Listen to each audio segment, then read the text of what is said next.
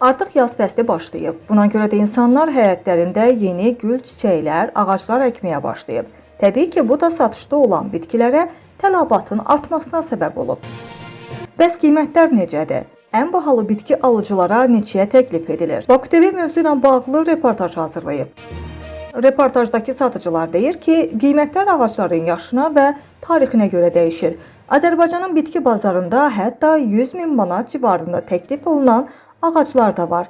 Qiymətlər eyni zamanda bitkinin formasına, gözəlliyinə, gəldiyi ölkəyə görə də dəyişir. Təbii ki, yerli istehsal olanlar özünü hələ ki Türkiyədən, İtaliyadan gələnlər qədər doğrultmayıb. Yerli istehsal olan bitkilərin qiymətləri münasibdir.